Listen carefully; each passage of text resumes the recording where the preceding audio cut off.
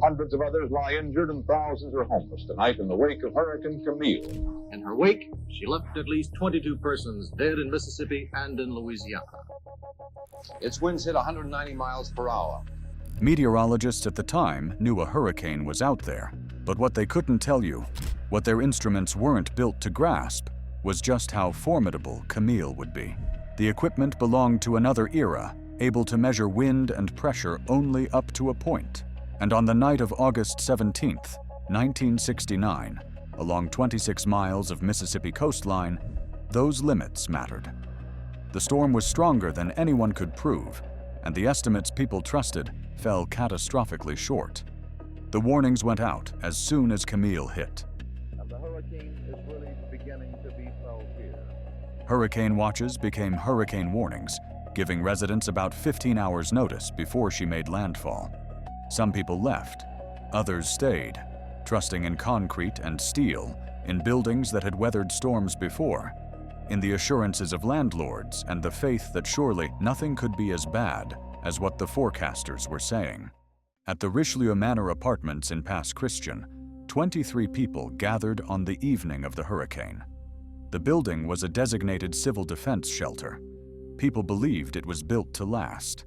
Young men had spent the day boarding up windows with plywood, moving furniture from first-floor apartments to the upper floors, ferrying cars to higher ground. They were looking after elderly residents, including at least one in a wheelchair.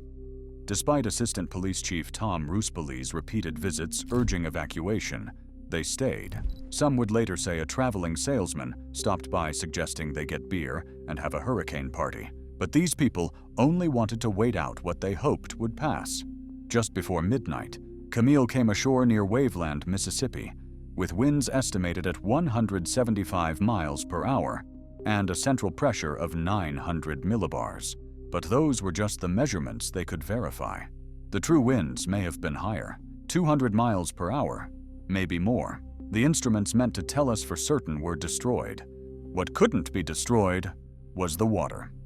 A storm surge of nearly 3 stories high rose from the Gulf and swept inland. At the Richelieu Apartments, survivor Ben Duckworth shined a flashlight down a stairwell and watched the water climb to within 1 step of the 3rd-story floor, 28 feet of ocean where land had been. About 15 minutes later, the building collapsed. Duckworth himself climbed to the roof.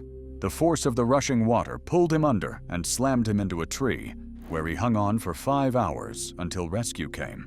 Don Larson was 16 years old, going door to door in his family's home, watching Camile's fury through the windows. Then the house began to shift. The storm surge had picked it up, and the structure started to float. They couldn't see outside anymore.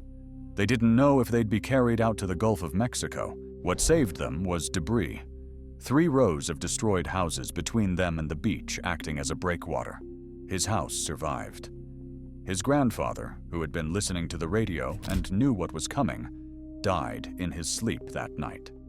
His heart, the family believes, giving out from the stress of knowing. Of the 23 people in the Richelieu Apartments, 8 died. People who made a bad choice about where to shelter and, unfortunately, paid for it. Mississippi's Gulf Coast was obliterated. Pass Christian and Long Beach were nearly destroyed in their entirety. The towns of Claremont Harbor, Lakeshore, and Waveland simply ceased to exist in any recognizable form. Everything within 3 blocks of the shoreline was swept to its foundation. Houses, hotels, souvenir shops, nightclubs, all of it gone. When AP reporter Hank Downey arrived to cover the aftermath, he said, "I had never seen anything like that. Before you knew anyone had died, you could look at all that and know this had to kill a bunch of people. I could never imagine what I was seeing with the empty lots where homes and buildings had been." The wind itself was otherworldly. Those who experienced it said you couldn't tell if you were hearing it or feeling it, like a jet engine that kept revving up and up, with no end in sight. Inland, 75 miles from the coast, Columbia, Mississippi recorded sustained winds of 120 miles per hour. The hurricane didn't just destroy the coast, it carved a path of devastation deep into the state's interior. More than 35,000 acres of tongue trees were destroyed, effectively ending the American tung oil industry. Pecan orchards were flattened. Over 6,000 oak trees died from the salt spray alone. The equivalent of 1.2 billion board feet of lumber lay in twisted heaps. Along Louisiana's coast, the hurricane forced the Mississippi River to flow backward for 125 miles. In Boothville, floodwaters reached 17 feet deep. The devastation was so complete that the Weather Bureau reported areas from Venice to Buras showed almost all traces of civilization had been removed. A fuel barge ended up in the median of Highway 90. Fishing boats sat in living rooms. At least 5,000 cattle drowned. In Mississippi, 137 people died. In Louisiana, 9 more. Across the Gulf Coast, the death toll reached 143, with another 41 never found. For 36 years, Hurricane Camile would be the benchmark against which all Gulf Coast hurricanes were measured. By August 19th, Camile had weakened to a tropical depression. It crossed Mississippi into Tennessee and Kentucky, and the worst seemed to be over. Weather reports indicated the storm's wrath was largely spent. The people of Nelson County, Virginia, tucked into the Blue Ridge Mountains 1,000 miles from where Camile made landfall, had no reason to think much about it when rain set in around 9:30 that Tuesday evening. The local forecast called for a chance of showers, clearing in the morning. But that evening, as the remnants of Camile collided with 2 other weather systems over the Appalachians, something extraordinary happened. The storm's counterclockwise circulation drove moist air against the eastern slopes of the Blue Ridge. Meteorologists would later describe what fell from the sky as approaching the theoretical maximum of what was physically possible, the air holding nearly the maximum amount of water it could contain. Larry Spencer, who was 20 years old that night, remembered rainfall so heavy you had to cup your hand over your nose and mouth to breathe. The downpour turned into deluge, then into something that had no name. For 6 to 8 hours, 630 million tons of water fell on Nelson County's 471 square miles. Some areas received 27 inches of rain. One trash barrel near Massey's Mill collected 31 inches, the highest rainfall ever recorded in Virginia from a tropical cyclone. 14-year-old Warren Raines was in his house in Massey's Mill when the water from the Tye River started rising. His older brother Carl, just 12 years old, watched as their familiar world transformed into something unrecognizable. The rain didn't just flood the creeks and streams, it turned entire mountainsides into slurry. More than 3,800 landslides tore through Nelson County alone. 400-million-year-old mountains came cascading down into valleys. The mudslides had the consistency of wet concrete, and they moved with the force of freight trains. Those who heard them said the roar sounded like continual dynamite explosions. Warren would later recall one of his last memories before everything fell apart. One of the last things I remember was seeing my mother. She was with an older sister of mine, and I told them what I was holding on to wasn't holding. They said, "Let go, and we'll catch you." They were within 20 feet of me, and when I got to where they were gone. And that was the last I saw of them. He and Carl survived by clinging to trees through the night. Lightning was constant, allowing them in horrifying detail to watch the destruction of everything they knew. Warren remembered seeing entire houses floating by, automobiles, cattle, logs, telephone poles. Just all kinds of things were floating by in what should have been a quiet valley. Bodies were found stripped of clothes and jewelry, the force of the water having torn everything away. Survivors lost teeth and eyeglasses in currents powerful enough to take bark off trees. An entire tractor trailer disappeared into the river, never to be found. A post office safe turned up 50 miles away. Intact light bulbs floated atop floodwaters, somehow unbroken amid the massive destruction, a surreal sight that survivors like Bardelk would never forget. 8-year-old Dawn Harvey lived on higher ground along Davis Creek, but she remembers walking down to the valley below after the storm stopped. Navigating was nearly impossible. Even trying to cross a small trickle of a stream, you couldn't do that easily that morning, she recalled. I remember us walking up and down, trying to find a place where we could cross. Everything was mud, debris, and devastation. The James River and its tributaries, fed by all that mountain water, reached flood stages higher than they'd seen in more than a century. The flooding stretched all the way to Richmond. By morning on August 20th, at least 124 people in Nelson County were dead, 1% of the county's entire population of 12,000. Some bodies were never recovered.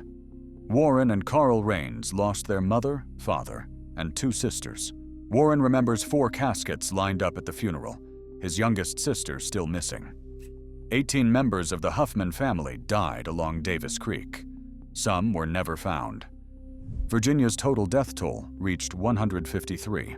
Combined with the Gulf Coast casualties, Hurricane Camile killed 256 people, with indirect deaths pushing the total past 300. When helicopter pilot Douglas Neames flew into Nelson County from Fort Belvoir, a Vietnam veteran who'd thought he'd seen devastation, he looked down at what the landscape had become. He was flying over a lush green Virginia in August until he was flying over a hill and looking at total devastation. He could see houses and cars buried. For those on the ground, the realization came more slowly. I didn't know enough to get out. Dick Whitehead, whose father Bill Whitehead was Nelson County Sheriff during Camile, recalled the following. The first day, you're hoping to find survivors. It was still a rescue. By the first night, it was obvious it was not a rescue. It was a body recovery. Over 900 buildings were destroyed in Virginia. More than 100 bridges were swept away. The state was left with a single intact highway. The storm caused $116 million in damage in Virginia alone, nearly $1 billion in today's money. Along the Gulf Coast, entire communities had to be rebuilt from bare concrete slabs. In Pass Christian, 70% of taxable property was gone. Power outages affected 20 counties in Mississippi, some without electricity for 15 days. More than 15,000 people were left homeless. Mississippi's 3 coastal counties, Harrison, Hancock, and Jackson, counted 131 dead, with another 41 never found. The smell was unbearable. In the August heat, decaying vegetation mixed with wet earth, downed forests, spoiled food, trash, dead animals, and decomposing human bodies. Larry Spencer, who helped with cleanup in Nelson County, remembers an earthy smell that lingered for over a year. Dick Whitehead recalls the smell as outrageous. So much mountain soil released by the landslides, mixed with everything else death and destruction leave behind. President Richard Nixon declared 26 Mississippi counties, 2 Alabama counties, 4 Louisiana parishes, and 27 Virginia counties disaster areas. The federal government spent more than $25 million on relief efforts. The military contributed $34 million and 16,500 troops. Martial law was declared in parts of Mississippi and Louisiana. Power companies brought workers from other states. The University of Southern Mississippi housed 5,000 displaced people. In Nelson County, where school was delayed a month, there was no counseling, no understanding of PTSD. I don't know, start over again. I got the clothes I got on and $22 in my pocket. Students wondered what to say to classmates who'd become orphans overnight. Sheriff Bill Whitehead worked a week with as little as 2 hours of sleep a night, like many others trying to piece their county back together. At the height of school desegregation, blacks and whites worked side by side to rebuild. Students helped locals who'd recently attacked them for demonstrating against Vietnam. The Mennonites showed up and stayed, recovering bodies, shoveling mud, rebuilding homes. Nelson County remembers them with deep gratitude. Carl Raines left Nelson County and never came back. Warren stayed, but admits he and his brother lost their childhood that night. Some survivors still can't talk about it, more than 50 years later. The ones who do gather each year at the Oakland Museum in Arrington, still piecing together memories, still trying to make sense of what happened. It's a story that needs to be told, Warren says. Even when talking about it makes him emotional. When Camile made landfall, only 2 other Category 5 hurricanes had struck the United States in the 20th century before it. The 1935 Labor Day hurricane in the Florida Keys, and that was it until Camile arrived. After Camile came Hurricane Andrew in 1992 and Hurricane Michael in 2018. Camile's central pressure of 900 millibars at landfall made it the second most intense hurricane ever to hit the continental United States, surpassed only by that 1935 storm. For 36 years, until Hurricane Katrina in 2005, Camile remained the benchmark, the standard, the storm everyone measured against. When Katrina's storm surge reached 27.8 feet in Pass Christian, it finally broke Camile's record. Those who lived through both storms described Katrina as much worse, not just because of the surge, but because Katrina pounded the coast longer. Some argue that Camile created a false sense of security. People who survived Camile with minimal damage underestimated Katrina's threat decades later. But Camile was different in a crucial way. It killed in 2 acts. The coastal devastation was predictable, if unprecedented. The Virginia flooding was not. Until Camile, hurricanes were assumed to be coastal disasters. The idea that a storm's remnants could produce catastrophic flooding hundreds of miles inland, days after landfall, catching mountain communities by surprise. That changed everything. As meteorologist Jeffrey Halverson noted, the fact that Camile roared back to life in Virginia was a tremendous surprise to everyone. It wasn't supposed to happen. The inadequacies exposed by Camile's aftermath led directly to the creation of modern disaster response. The Disaster Relief Act of 1969 came first. Then, as more hurricanes struck, Carla, Betsy, Agnes, the federal government recognized the need for centralized coordination. In 1979, President Jimmy Carter signed Executive Order 12,127, merging multiple disaster-related agencies into what became FEMA. Hurricane Camile's Virginia devastation was a major factor in recognizing that disasters could strike anywhere, not just coastlines. Camile also changed how we think about hurricanes and rainfall. Meteorologists called the Virginia deluge the probable maximum rainfall which meteorologists compute to be theoretically possible. It was a once-in-10,000 years event. The atmospheric dynamics, Camile's counterclockwise circulation banking moisture against the mountains, storms forming and reforming along the ridgeline until the center passed, created conditions that approached the absolute limits of what weather could do. The energy expended by those 630 million tons of water, experts calculated, equaled a 40,000 megaton nuclear bomb explosion. The final accounting? At least 259 deaths directly attributed to the storm, with the actual number likely exceeding 300 when indirect causes are included. Another 80-some people missing and never found. Property damage totaling $1.42 billion in 1969, $10 billion when adjusted for inflation, roughly $48 billion by some estimates. In Mississippi alone, 8,175 homes and trailers damaged, 2,435 destroyed, 211 farm buildings, 110 businesses. Virginia lost 313 houses, 71 trailers, 430 farm buildings. But numbers flatten the truth. They don't capture what it meant to be 16 years old, watching your house float in storm surge, wondering if you'd be swept into the Gulf. They don't tell you what it's like to be 12, watching floodwaters take your entire family. They can't convey the smell of a county in August after 630 million tons of water, and thousands of mudslides have erased whole communities. They don't express what it's like to hang onto a tree for 5 hours in a hurricane, or to shine a flashlight down a stairwell and watch water climb to within 1 step of the 3rd floor, or to fly over Virginia expecting lush green and finding houses and cars buried instead. Survivors date events as BC and AC now, before Camile and after Camile. That's what it means when a storm approaches the theoretical limits of what's possible. You divide time by it.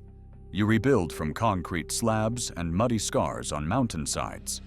You gather at museums 50 years later, still trying to get the stories straight, still honoring the dead and the missing. Dawn Harvey, who is now president of the Nelson County Historical Society, understands the importance of preserving these stories for future generations, especially the many new people who've moved to the county. The name Camile was retired after 1969. It will never be used again for an Atlantic hurricane.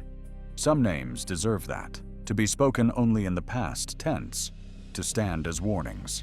Hurricane Camile remains the second most intense hurricane to ever strike the United States. Not the deadliest, not the costliest, but among the most powerful, and certainly one of the strangest. A storm that killed on the coast as expected, then killed again in the mountains where no one was watching. And that when you ask survivors what they remember most, decades later, it's not the statistics. It's holding your hand over your face just to breathe through the rain. It's a house lifted by water. It's the last moment you saw your mother before she was gone. It's clinging to a tree for 5 hours. It's the smell that wouldn't leave. It's intact light bulbs floating in floodwaters, somehow unbroken in the midst of everything broken around it. It's flying over a hill and seeing total devastation, where yesterday there was only lush green Virginia. That's what Camile left behind. Not just damage you could measure, but memories you couldn't forget. Not just buildings destroyed, but childhoods lost in one night. Not just a disaster, but a dividing line in people's lives. Everything that came before it, and everything that came after.